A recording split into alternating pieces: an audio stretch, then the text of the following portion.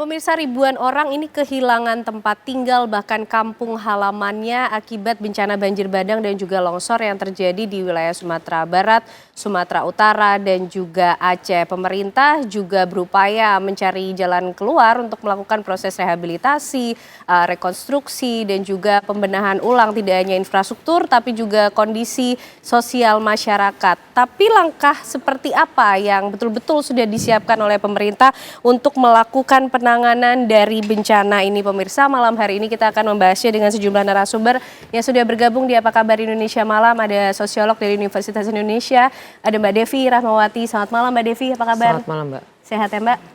Sehat Mbak. Alhamdulillah. Dan juga bergabung bersama kita ada ahli tata kota Pak Nirwono Yoga. Selamat malam Pak Yoga. Selamat malam, apa kabar? Sehat juga ya Pak ya? Sehat, alhamdulillah. Dan juga bergabung bersama kita melalui sambungan Zoom ada Wakil Gubernur Provinsi Aceh Bapak Fatlullah. Assalamualaikum, selamat malam Pak Wagub.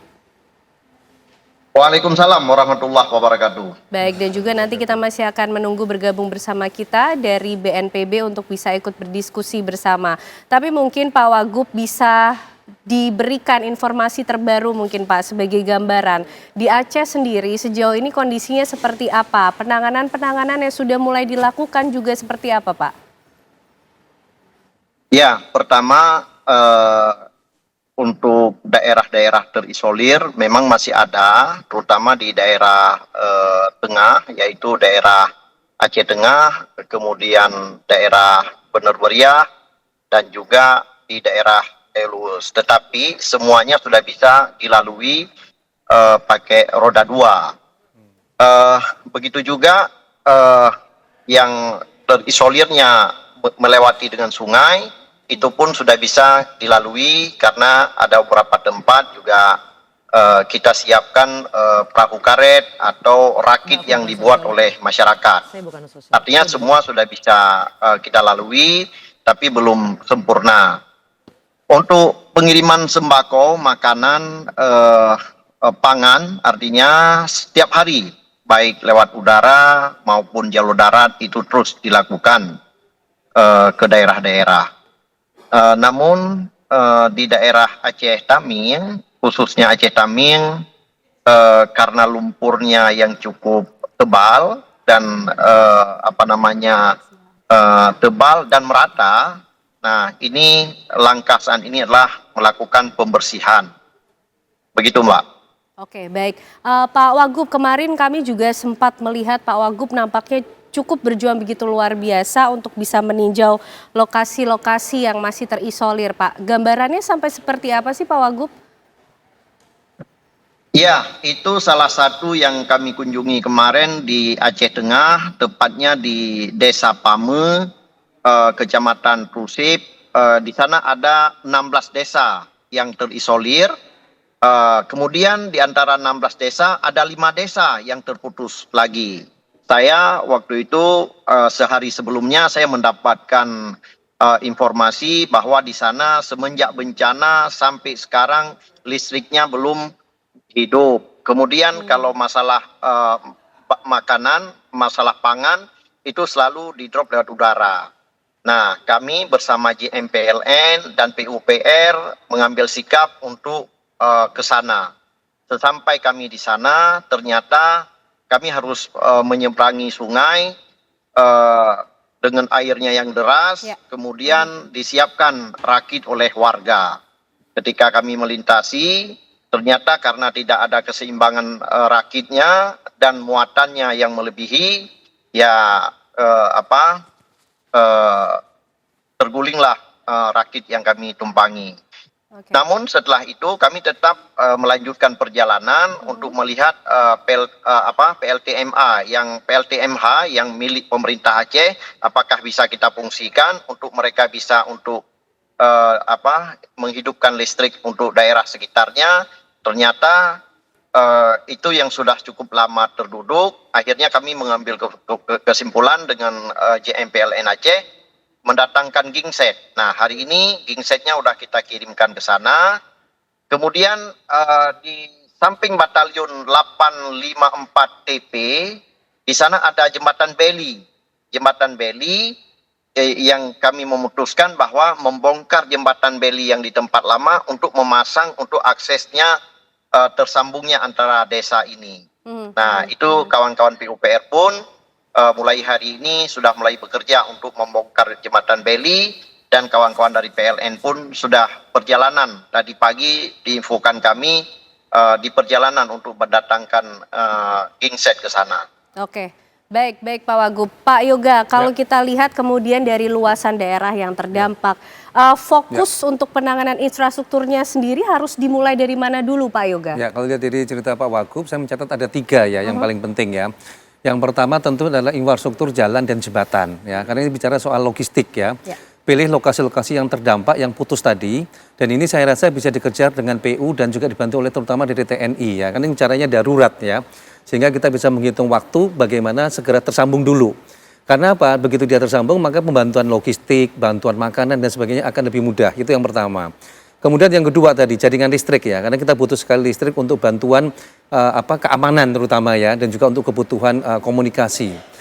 Dan yang ketiga yang tidak kalah penting yang tadi bisa disebutkan yaitu air bersih ya. Air bersih 3 hal ini yang menjadi PR yang dalam waktu hitungan hari minggu harus segera terpenuhi, terutama daerah-daerah terputus. Itu yang dalam jangka pendek untuk tanggap bencana. Nah, yang paling penting setelah itu, setelah tanggap bencana ada, berarti kan berikutnya adalah kan tahap mulai pemulihan ya, pemulihan. Dalam hal ini rekonstruksi. Nah, pada saat ini harus paralel ini, Mas Indra. Paralelnya apa? Paralelnya adalah bagaimana pemerintah pusat segera mengarahkan kepada pemerintah daerah misalnya ya, saya membagi tugas. PU pasti membangun infrastruktur semua ya. Pilihlah jalan-jalan lokasi yang prioritas dulu, tentu tidak bisa semuanya kan. Dari seluruh 3 provinsi ini pilihlah lokasi yang paling mungkin dan yang paling parah segera dibenahi, itu yang pertama. Kemudian yang kedua, kalau kita bicara tempat hunian, pilihlah huntara dulu, hunian sementara dulu, jangan tetap dulu. Kenapa? Karena ini kan masih dalam proses pengkajian, lokasi mana yang layak misalnya. Di sini nanti kemudian ATR BPN memastikan lokasi mana yang benar-benar harus bebas bangunan karena terdampak parah, dan lokasi mana yang bisa untuk huntara, dan pada akhirnya lokasi mana yang boleh nanti huntap. Jadi ada tahapan yang tidak tiba-tiba langsung huntap misalnya ya, karena kita perlu proses transisi. Nanti Mbak Devi bisa cerita bagaimana sosial masyarakatnya dalam 1 tahun, 5 tahun, bahkan perkiraan saya untuk rekonstruksi butuh waktu 10-20 tahun ya, melihat tingkat kerusakan. Nah, kementerian yang lain misalnya, kalau kita bicara tadi misalnya tadi ada Kementerian Perumahan ya, bersama dengan ATR tadi memastikan hunian sementara, huntara dan hunian tetapnya bagaimana konstruksinya nanti, siapa yang biayai misalnya kan, anggaran terbatas, bagaimana nanti komposisi pemerintah daerah, itu kota, kabupaten dan juga provinsi bisa saling membantu misalnya kan, karena keterbatasan anggaran tentu harus ada bantuan dari pusat misalnya. Dan yang tidak kalah penting dari itu semua nanti ya, bagaimana nanti proses perekonomian sudah mulai berjalan. Kita lihat misalnya bagaimana daerah terdampak pasar-pasarnya sudah mulai hidup ya. Begitu pasar sudah mulai hidup, pasti yang kedua sekolah ya. Bagaimana nanti mulai anak-anak mulai sekolah darurat dulu tidak apa. Yang penting anak-anak jangan dibiarkan untuk terlalu lama di tempat pengungsian, tetapi harus ada kegiatan begitu ya. Baru yang ketiga secara perlahan pemerintah daerah memberesin atau membenahi daerah-daerah yang paling terparah dulu. Jadi ada tingkatannya, tidak mungkin dengan keterbatasan anggaran semua diberesin ya, tetapi ada prioritas. Daerah mana yang terdampak itu dulu, baru kemudian secara bertahap ke daerah yang skala prioritasnya menengah, baru nanti yang paling ringan. Nah, kira-kira itu gambarannya. Oke, Mbak Devi mungkin sebagai pengamat sosial dari Universitas Indonesia, kalau tadi tahapan secara infrastruktur, kalau untuk kita bicara perbaikan kondisi sosial masyarakat, Mbak, tahapan-tahapan apa yang perlu dilalui? Ya, pertama kan ada yang disebut dengan masa darurat. Nah, pertanyaannya kalau hari ini apakah masa darurat itu sudah selesai? Karena misalnya tadi pagi kebetulan karena minggu lalu balik dari Aceh, kami terus berkomunikasi dengan teman-teman relawan, ada Tilikan, ada Siap Bergerak dan sebagainya. Mereka cerita, ini yang biasa terjadi bahwa setelah masa darurat akan harusnya masuk masa pemulihan. Tapi kita perlu hati-hati di masa pemulihan ini. Kenapa? Karena kalau masa darurat PR-nya adalah bagaimana orang selamat hari ini, maka kalau masa pemulihan adalah apakah orang akan hidup lagi esok atau malah masuk dalam bencana yang berkepanjangan. Apa itu? 1, penyakit menular. Karena ternyata sekarang mohon maaf lumpur yang tadinya basah sudah mulai kering. Kering ini kemudian tadi bisa mengganggu pernapasan dan sebagainya. Lalu kemudian konflik distribusi bantuan. Ini juga perlu karena bukan masyarakat mau berkonflik, tapi ketika data tidak bisa menjadi mata. Kenapa pentingnya data antara satu kelompok dengan kelompok yang lain disatukan agar semuanya tepat sasaran? Maka ada potensi mohon maaf secara sosial. Kok yang di sebelah dapat misalnya, kok aku belum dapat. Nah ini tadi menyambung Pak Yoga bahwa komunikasi menjadi penting agar, mohon maaf ini contoh sederhananya kayak kita pesan paket, kita jadi tahu oh statusnya di sini loh. Jadi masyarakat itu sebenarnya bisa memahami kalau misalnya ada proses yang membuat orang secara psikologis dalam kondisi normal sekalipun merasa tidak nyaman, ketidakpastiannya. Nah, oleh karenanya komunikasi menjadi sangat penting. Bahkan tadi kalau berani menyampaikan bahwa oke, mohon maaf kita harus bersabar, kita butuh 5 tahun misalnya, gak apa-apa, sehingga orang tahu. Jadi orang tidak berada dalam kondisi iya atau enggak ya, aku bisa kembali hidup. Prosesnya harus diinformasikan. Ya, begitu ternyata kan kita jadi lebih tenang. Baik, ini memang 5 tahun, maka saya akan siap bersabar. Apa yang bisa saya lakukan untuk membantu kalau bisa lebih cepat dan sebagainya. Oke, baik. Pak Wagub, komunikasi atau koordinasi yang dilakukan sudah sampai seperti apa, Pak? Kalau tadi melihat nampaknya ada sejumlah tahapan yang harus dilalui gitu, dari tanggap darurat, kemudian kita masuk ke proses pemulihan. Iya. Kami komunikasi terus terjalin dengan baik dengan pemerintah pusat. Kemarin pun Pak Menteri Dalam Negeri juga ke Aceh Taming. Kita telah menginstruksikan ke semua kabupaten kota untuk mendata kembali dan memastikan rumah yang rusak ringan, kemudian ada yang rusak sedang, ada yang rusak parah dan hilang. Kita ingin memastikan itu semua. Kemudian nanti mungkin daripada pemerintah yang rusak ringan mungkin akan diberikan biaya supaya masyarakat kita bisa pulang ke rumah untuk memperbaiki yang rusak-rusak kecil dan mereka bisa membelanjakan tempat tidur kembali, mereka bisa dipulangkan dari pengungsian. Itu yang rusak ringan. Sedangkan yang rusak sedang dan rusak parah dan rumah hilang ini pasti akan dibangun baru. Nah, di tanggal 29 atau 30 Pak Mendagri kemarin menyampaikan kepada kami ada 2 tempat yang harus siap untuk letak batu pertama. Ada 500 rumah yang siap dibangun di Aceh Taming dan 500 rumah lagi di Aceh Utara. Ini juga sudah kami sampaikan kepada kepala daerah tersebut agar sebelum tanggalnya tersebut memastikan lahan yang disiapkan itu tidak ada permasalahan apapun. Nah, mudah-mudahan ini tidak meleset apa yang telah direncanakan. Mudah-mudahan akan berikutnya nanti dari pemerintah pun akan terus menyusul membangun perumahan-perumahan yang baru.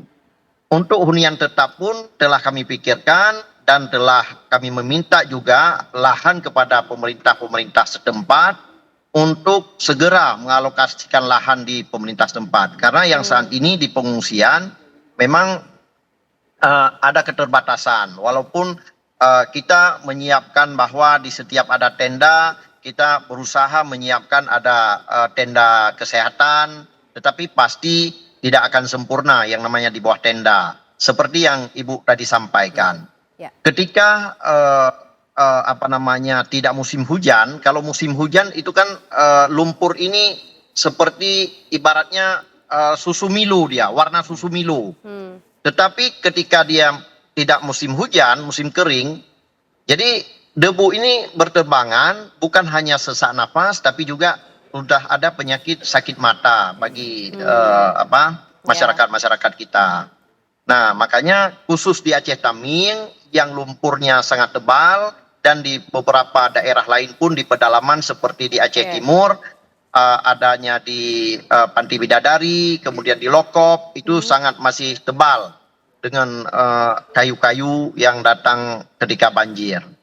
Tetapi khususnya di Aceh Taming, memang kami ini lagi mengejar untuk pembersihan secepat mungkin bisa dilakukan.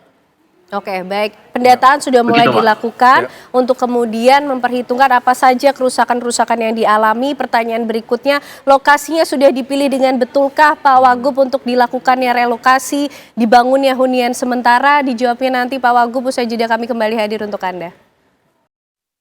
Baik pemirsa, kita akan lanjutkan diskusi kita malam hari ini, tapi sebelumnya kami juga akan ajak Anda untuk melihat beberapa informasi yang sudah coba kami kumpulkan, merangkum tentunya melihat apa yang terjadi di Sumatera, di wilayah Aceh, Sumatera Utara dan juga Sumatera Barat dengan total keseluruhan Ini datanya ada 1.112 orang meninggal dunia, kemudian 7.000 orang mengalami luka-luka, 52 kabupaten terdampak dan 176 dinyatakan hilang. Serta kalau kita lihat kerusakan infrastruktur yang terjadi ada 734 jembatan mengalami kerusakan, 158.088 rumah rusak, 1.900 fasilitas umum rusak, dan 875 fasilitas pendidikan mengalami kerusakan. Di Aceh sendiri pemirsa 483 orang meninggal dunia, 4.300 mengalami luka, 32 orang hilang, dan 18 kabupaten terdampak.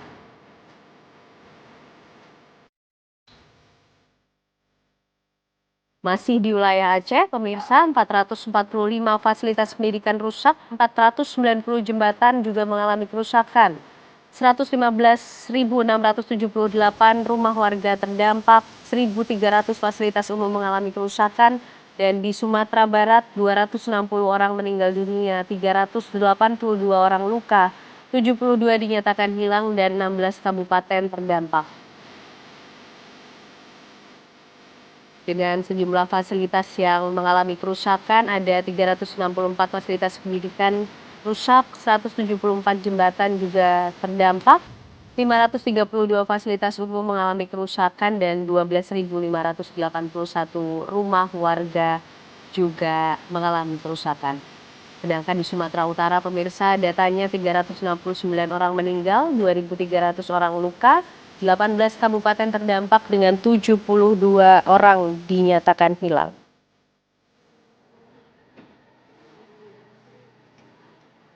Baik, kita lanjutkan diskusi malam hari ini dan juga sudah bergabung bersama kita melalui sambungan Zoom ada Kepala Pusat Data, Informasi dan Komunikasi BNPB Pak Abdul Muhari. Selamat malam Pak Abdul.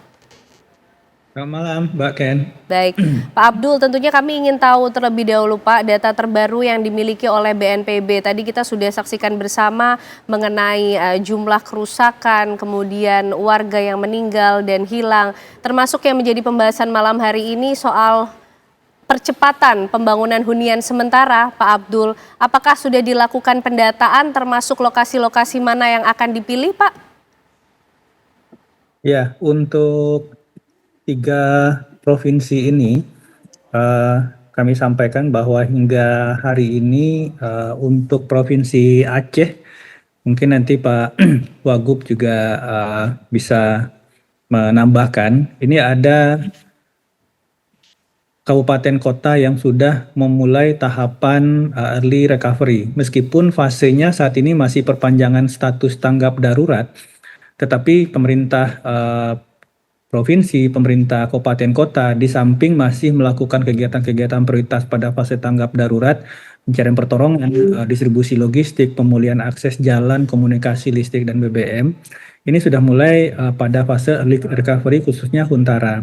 Untuk Aceh itu ada di Aceh Utara, Aceh Tengah, Benar Meriah, PD Jaya, Gayo Lues, dan PD Aceh Tamiang juga sudah mulai mengidentifikasi beberapa lahan dan kita BNPB sudah mendampingi untuk melihat status lahan dan kesesuaian lahan itu nantinya untuk digunakan sebagai huntara maupun nanti untuk huntap. Karena pada prinsipnya yang utama adalah kawasan ini harus berada di luar kawasan yang saat ini terdampak bencana, meskipun untuk potensi bencana serupa di masa depan. Jadi ini yang kami benar-benar pastikan, kami duduk bersama dengan pemerintah daerah dan tidak hanya itu, kami juga membawa Badan Geologi dan BMKG beserta juga nantinya kita akan membawa universitas setempat. Untuk Aceh itu kita bawa Universitas Kuala, di Sumatera Utara kita bawa USU, dan di Sumatera Barat kita bawa Unan. Artinya apa? Kami benar-benar ingin mendapatkan satu tempat lokasi hunian sementara yang akan digunakan oleh saudara-saudara kita yang terdampak saat ini, yang ketika kita berbicara memindahkan hidup dan penghidupan, ini benar-benar bisa aman dari potensi bencana di masa depan, Mbak Ken. Oke, baik. Lalu untuk pembangunan hunian sementaranya sendiri, Pak Abdul, apakah juga sudah dikoordinasikan kapan akan segera dimulai, Pak? Karena penyintas ini kan segera membutuhkan hunian yang layak, Pak. Ya, untuk Aceh PD itu sudah mulai membangun karena tidak terlalu banyak ya, hanya beberapa puluh unit dan itu sudah dilakukan dengan biaya pemerintah daerah, biaya tak terduga masih ada dan nanti kalau jumlahnya berkembang akan kita dukung karena Bapak Presiden sudah menyampaikan untuk Huntara dan Huntap itu akan menjadi tanggung jawab pemerintah untuk dari hal biaya dan pengerjaan. Pemerintah daerah nantinya bertanggung jawab untuk menyediakan lahan. Lahan ini tentu saja statusnya clean and clear dan juga aman dari potensi bencana di masa depan. Saya memberikan gambaran untuk 3 provinsi. Aceh itu tadi saya sudah sampaikan, Aceh Utara, Aceh Tengah, Benar Meriah, PD Jaya, Gayo Lues, dan PD. Aceh Tengah hari ini sudah melakukan pembayaran pembelian tanah kepada masyarakat yang akan digunakan untuk hunian sementara dan hunian tetap. Sumatera Utara itu Tapanuli Utara, Tapanuli Selatan, dan Sibolga ini juga sudah mulai groundbreakingnya hari Minggu kemarin. Ini juga sudah melewati proses pengecekan status dan kesesuaian lahan bersama dengan BNPB, ATR BPN, BMKG, dan Badan Geologi. Kemudian untuk Sumbar Sumatera Barat itu 6 kabupaten kota, pesisir selatan 50 kota, Padang Pariaman, Tanah Datar, Agam, dan Kota Padang. Ini khusus untuk Sumbar, semua kabupaten kota ini sudah mulai konstruksi karena memang untuk lahannya kita bisa lakukan pengecekan lebih cepat dan kita pastikan tidak berada di zona bahaya yang sama sehingga konstruksi sudah berjalan. Untuk target selesainya sendiri untuk Huntara ini memang Bapak Presiden menginginkan, mengharapkan beliau agar nanti di awal Ramadan itu warga-warga terdampak saudara-saudara kita ini sudah pindah ke Huntara. Bersamaan dengan itu tentu saja pemulihan akses fisik, komunikasi dan pemenuhan bahan bakar dan lain-lain itu sudah bisa kita selesaikan agar nanti di awal Ramadan roda ekonomi sudah bisa berputar kembali. Baik Pak Abdul, jadi sudah mulai dilakukan dan ada target yang akan dikejar juga. Pak Yoga, bagaimana kemudian kriteria untuk memilih lokasi-lokasi yang tepat untuk dibangun hunian sementara, Pak Yoga? Ya, yang pertama ada 3 paling tidak menjadi perhatian. Jadi Pak Abdul sudah menjelaskan. Yang pertama, daerah itu harus benar-benar memastikan bebas dari rawan bencana, ancaman bencana saat ini dan juga tentunya ke depan ya. Beritulah kemudian nanti ada BMKG, geologi memastikan lahannya tadi itu secara teknis aman. Kedua, dalam rencana tata ruang, sesuai dengan rencana tata ruang kota, kabupaten maupun juga provinsi ya, sehingga lahan yang diberikan memang benar-benar lahan yang dapat dikembangkan untuk kawasan permukiman dan juga ke depannya kawasan itu akan berkembang. Jadi tidak hanya rumah nih, di situ nanti akan dikembangkan ada sekolah misalnya, pasar. Jadi tidak hanya rumah, akan menjadi sebuah kehidupan baru tapi yang lebih baik tentunya. Nah, ketiga yang tidak kalah penting, program ini kan dalam tanda petik tadi ada 2 tahapan, 1 Huntara, kemudian baru Huntap. Ya. Jadi proses transisi ini harus dipahami oleh masyarakat bahwa ini masih dalam tahap pemulihan, berarti masih Huntara, berarti masih ada proses nanti Huntap. Nah, Huntap ini yang menurut saya tidak harus memenuhi persyaratan sangat ketat tadi ya. Pastikan lahannya benar-benar aman sesuai dengan tata ruang, terus kemudian dia menjadi pusat pertumbuhan ekonomi baru ya, sehingga kawasan tadi menjadi lebih berkembang pasca bencana. Nah, PR yang tadi menjadi menarik adalah yang perlu digarisbawahi oleh Pak Abdul tadi adalah bagaimana lahan yang terdampak bencana. Itu kan sangat luas ya. Harus segera ada kepastian bagaimana pemulihan maupun kepastian lahan tersebut. Misal kalau dia benar-benar terdampak parah, boleh nggak kawasan itu dikonservasi? Artinya tidak boleh digunakan untuk bangunan, tetapi dipulihkan menjadi kawasan hutan lindung ataupun menjadi ruang terbuka hijau pengaman kawasan tersebut. Nah, ini untuk memastikan bahwa lokasi itu sudah tidak lagi untuk dijadikan kawasan pemukiman ataupun perkembangan kotanya ke depan. Karena tapi memang tidak juga ditinggal begitu saja iya, ya Pak ya, betul, ada recovery betul. juga yang dilakukan di situ. Ya, betul Oke, sekali. baik. Pak Wagub, nampaknya pemerintah daerah cukup punya peran besar ketika menentukan lokasi-lokasi untuk dibangun hunian sementara. Karena walaupun sementara, tapi harus dipastikan betul keamanannya bagi para penyintas, bagi warga yang terdampak kemarin, Pak Wagub. Iya. Kami bersama-sama selalu untuk turun ke lapangan untuk memastikan lokasi baik itu untuk hunian sementara maupun untuk hunian tetap. Tadi juga beberapa kabupaten kota mensurvei lahan untuk memastikan benar-benar nanti masyarakat kita benar-benar ketika kita relokasikan benar-benar mau tinggal di sana. Jangan sampai setelah kita membangun yang namanya orang di daerah itu pasti dia akan ingat ke kampung halamannya sendiri. Oleh karena itu kami mencari solusi tidak jauh dari tempatnya mereka yang dulu tinggal, tetapi kami pastikan itu kawasan yang benar-benar aman. Begitu, Mbak. Oke, dan untuk lokasinya sendiri artinya sudah dipilih di mana saja Pak Wagub untuk dikoordinasikan dengan pihak-pihak terkait karena lain? di Aceh lumayan banyak kabupaten kota, kita beri hak sepenuhnya untuk kabupaten kota memilih tempat bersama-sama dengan kawan-kawan BNPB dan mitra kami yang lainnya. Kemudian nanti kita pastikan dulu adalah keamanan untuk masyarakat kita ke depan. Nanti ada beberapa lokasi yang telah ditentukan, kita usahakan lokasi yang kita tentukan itu benar-benar terutama adalah keamanan untuk masa depan mereka.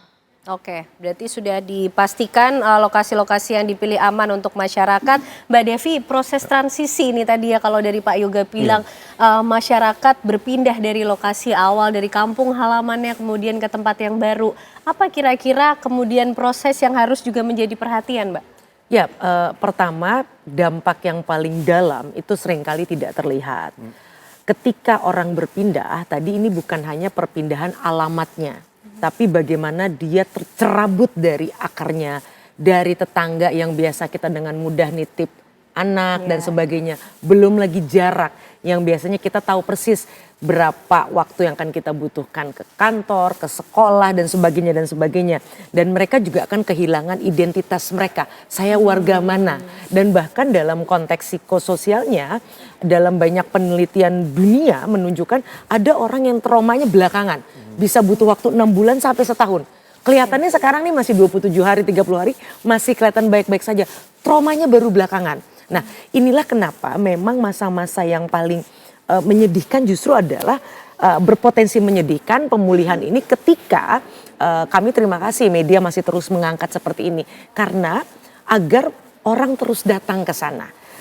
Jangankan membangunkan jalan, dengan datang, hadir, duduk, diam, mendengarkan saja, mereka sudah merasa bahwa oh saya tidak ditinggalkan. Karena rasa ditinggalkan itu yang akan membuat segala upaya fisik tadi juga tidak akan mencapai optimal. Kenapa? Karena warga yang juga sebenarnya bisa berperan sebagai relawan, artinya dia juga bisa turut membantu percepatan, akhirnya merasa tidak ada harapan. Harapan adalah bensin moral yang paling tinggi, yang itu yang bisa kita lakukan dengan terus tadi mengangkat, menanyakan kabar, mendata. Mendata itu bukan hanya sekedar untuk memastikan barang sampai atau sesuai kebutuhannya, tapi dengan kita mata dengan mata hadir duduk itu saja membuat mereka merasa oh saya masih mungkin hidup lagi terus dan bersemangat untuk membantu percepatan yang sudah dilakukan oleh pemerintah bekerja sama dengan semua pihak. Oke, karena kan begini Mbak, membangun ekosistem yang baru ya ini ya artinya di lokasi yang baru. Betul. Apa juga yang perlu diperhatikan oleh pemerintah ataupun pihak-pihak terkait lainnya sehingga tidak hanya sekedar bangunan saja, tapi betul-betul apa ya kemudian kondisi sosial masyarakatnya juga diperhitungkan. Jadi yang dibangun tadi baik itu nanti huntara ataupun hunian tetap adalah bukan hanya ruang fisiknya, tapi juga ruang bertemunya bahwa di sana mereka bisa. Jadi perlu ada diciptakan ruang komunal yang mereka bisa jadi memang mereka nggak kenal, tapi dengan ada ruang bersama itu mau nggak mau memaksa mereka kenal, ngobrol, saling berbagi ketidaknyamanan dan sebagainya. Lalu dibuat lagi ritual-ritual sosial. Yaitu misalnya ada pengajian, ada siskamling bareng dan sebagainya. Yang intinya memaksa tanda kutip yang tadinya bengong sendirian, bingung dan sebagainya. Akhirnya dia tahu saya nggak sendirian. Ada orang lain juga yang senasib dengan saya. Sehingga lagi-lagi itu membuat dia yakin bahwa kami tidak sendirian dan kami bisa hidup berjalan lagi. Oke, baik. Pak Wagub, menarik nih tadi yang disampaikan oleh Mbak Devi, bicara soal hunian sementara, membangun ekosistem yang baru. Tidak hanya soal bangunan fisik, Pak, tapi juga bagaimana menghadirkan ruang komunikasi bagi masyarakat, menciptakan komunitas yang baru, bisa saling mendengarkan, membangun harapan. Ini bagaimana pemerintah daerah coba untuk mengkomunikasikan ini kepada masyarakat? Ya, memang di setiap hunian tetap, apalagi ini menjelang bulan Ramadan, sebentar lagi bulan puasa, kami juga di setiap hunian Huntara itu kita memastikan ada satu musala atau masjid atau sejenisnya yang mereka bisa beribadah dengan tenang di lingkaran yang mereka tinggalkan.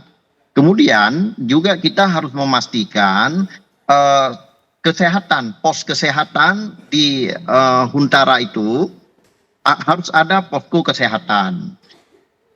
Dan yang lain-lainnya pasti akan mengikuti. Artinya kita harus buat tempat mereka walaupun itu adalah hunian sementara, mereka benar-benar untuk betah untuk tinggal di sana. Begitu, Mbak. Oke, dan sejauh ini bagaimana Pak Wagub respon masyarakat mengenai adanya hunian sementara yang akan dibangun dan berbagai rencana lain tentunya yang sudah dipersiapkan oleh pemerintah dan pihak terkait?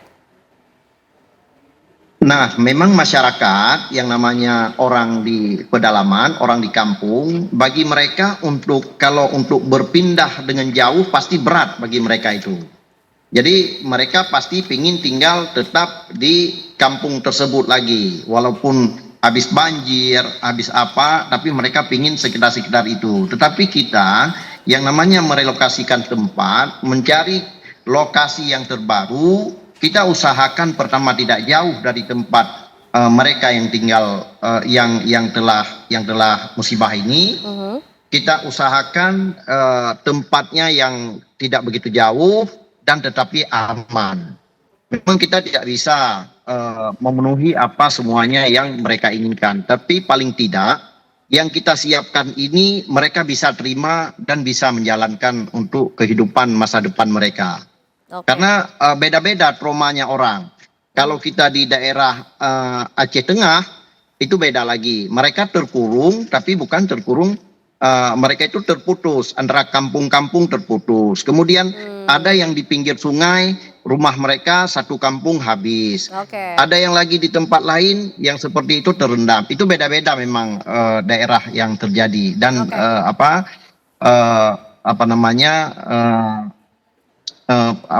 trauma orang di daerah itu beda-beda karena beda wilayah, beda daerah, beda kabupaten, beda yang terjadi. Begitu, Mbak. Oke, baik. Tadi ada kampung yang terpisah-pisah juga, termasuk pertanyaan berikutnya, bagaimana strategi penanganan di wilayah yang masih terisolir? Mungkin nanti Pak Abdul juga bisa menjawabnya. Usai jeda, Pak Abdul, kami masih akan kembali hadir untuk Anda pemirsa.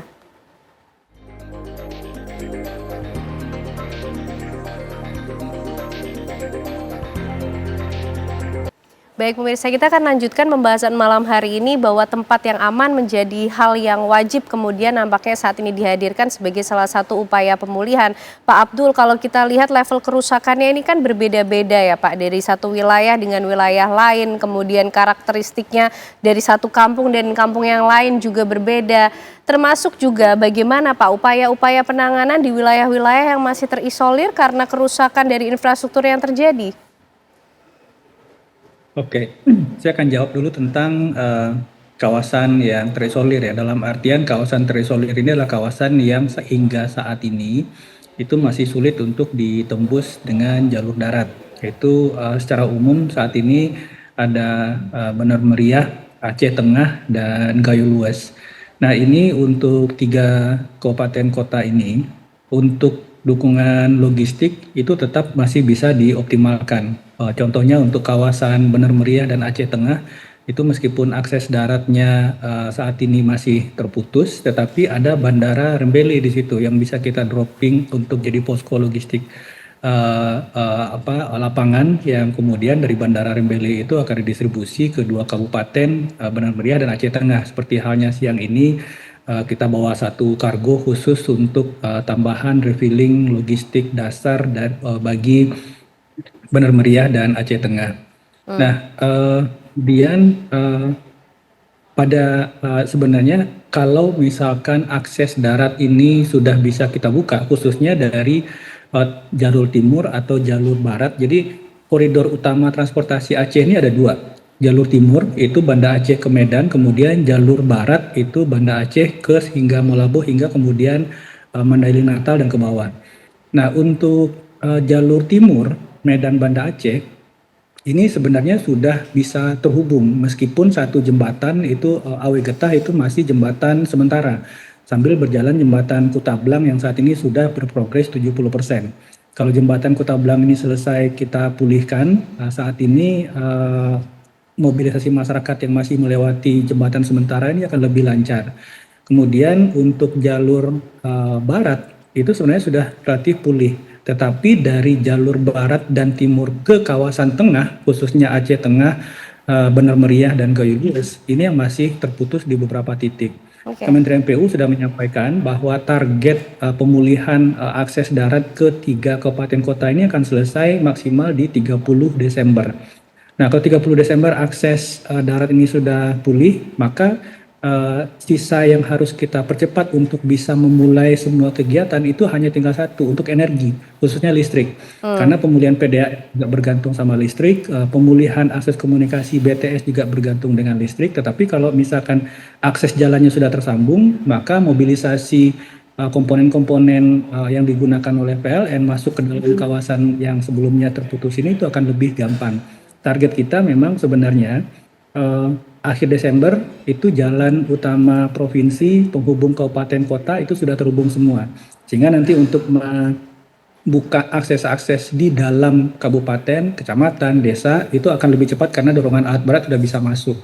Kemudian kalau ini sudah terhubung, maka target pemulihan listrik juga tidak lama dari itu karena saat ini gardu utama sudah tersambung di sektor timur untuk sinkronisasi sehingga nanti yang saat ini masih pemadaman bergilir, masih 80% ini dan lain-lain ini bisa segera dipercepat. Dua sektor ini pulih, akses darat dan listrik pulih, itu untuk roda ekonomi sudah bisa berjalan karena logistik sudah mulai lancar, energi sudah bisa kembali pulih. Jadi itu strategi utama untuk daerah yang terisolir. Meskipun hingga saat ini logistiknya kita optimalkan via udara tadi lewat Bandara Rebellion. Baik. Sudah ada rencana, target sekaligus juga strategi untuk melaksanakan semuanya. Tentu ini menjadi suatu harapan yang baik untuk semua warga di Aceh khususnya. Pak Wagub, kira-kira apa lagi yang ingin disampaikan di forum malam hari ini sehingga bisa kita ikut memberikan sumbangan pemikiran untuk sama-sama mencari solusi yang terbaik?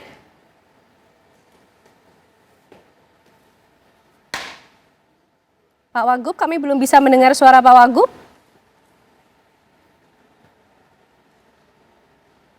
Ya, silakan Pak Wagub. Ya, kami dari pemerintah daerah memang saat ini terus berkoordinasi dengan Kepala BNPB. Setiap malam kami terus melakukan rapat jarak jauh, apa-apa langkah yang penanganan harus cepat kepada daerah-daerah yang masih terisolir ini.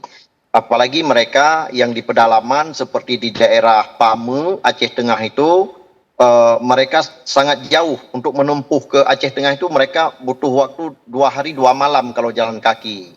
Nah, oleh karena itu setiap harinya dan setiap waktu itu yang paling mudah adalah di drop lewat udara kepada mereka bahan pangannya. Untuk 5 desa itu bisa dilintasi jalan-jalan dari Kabupaten Pidi naik ke atas, kemudian ke Gempang dan ke tempat mereka. Begitu juga di tempat-tempat yang lainnya. Nah, kemudian kami juga berharap kepada pemerintah pusat agar segera mungkin yang rusak ringan ini bisa segera mungkin untuk ditetapkan berapa akan mereka mendapatkan dana, berapa mereka akan mendapatkan biaya, dan datanya kita validkan dan bisa dibayarkan segera supaya mereka bisa pulang ke rumah dan akan mengurangi pengungsian yang saat ini di pengungsian-pengungsian yang ada di Aceh. Begitu, Mbak. Oke, itu juga menjadi suara dari masyarakat tentunya di sana, Pak Yoga. Mungkin apa kira-kira suggestion yang bisa diberikan, Pak, sebagai satu upaya bersama melakukan pemulihan untuk Sumatera? Ya. Yang pertama tentu dalam waktu dekat ini kan ada perayaan Natal dan kemudian puasa dan Ramadan ya. Saya harap kita berharap di 2 momentum ini tanggap bencananya sudah bisa segera selesai ya. Kita berharap pada saat merayakan Idul Fitri misalnya semua tanggap bencana benar-benar sudah pulih semua, sudah bisa selesai supaya kita bisa langsung masuk ke tahap kedua yaitu pemulihan. Nah, pemulihan tadi yang dikatakan BNPB ini kan semua dalam tangga bencana listrik sama jalan-jalan, oke ya. Tapi bagi pemulihan 1 tahun ke depan kita mau ngapain ya? Yang tadi bicara huntaranya, penataan kawasan yang akan dibuat, terus bagaimana dengan kawasan yang terdampak. Ini kan perlu proses ya. Ini yang saya bilang 1 tahun depan kita mau ngapain. Ini penting untuk disosialisasikan kepada masyarakat. Setelah itu kita juga harus punya target yang ketiga, yaitu 5 tahun ya. 5 tahun ke depan ini dengan proses yang akan dilakukan, tahapan-tahapan apa yang harus dilakukan oleh pemerintah kota kabupaten, pemerintah provinsi, dan pemerintah pusat. Jadi pembagiannya jelas. Karena kita dengan anggaran misalnya tadi, Pak Wagub bilang bahwa akan ada anggaran perbaikan rumah ringan, sedang, sampai dengan berat. Nah, yang ringan ini dananya berapa? Pengirimannya bagaimana? Gitu kan ini juga menjadi penting. Kalau begitu jumlahnya banyak akan menjadi masalah. Jadi perlu segera dipastikan proses transisinya bagaimana. Dan waktu tadi ada yang waktu tanggap darurat 1 tahun sampai dengan 5 tahun. Oke, perlu ada kepastian di sana. Catatan dari Mbak Devi? Iya, karena tadi daerah kayak tadi pagi kami berdiskusi PD Jaya, mohon koreksi nanti oleh Pak Wabub, sebagian memang salah satu daerah yang sudah bisa mungkin bisa dikatakan mulai masuk masa pemulihan. Tapi di sana sendiri masih ada kalau tidak salah 2 kecamatan yang masih benar-benar terisolasi.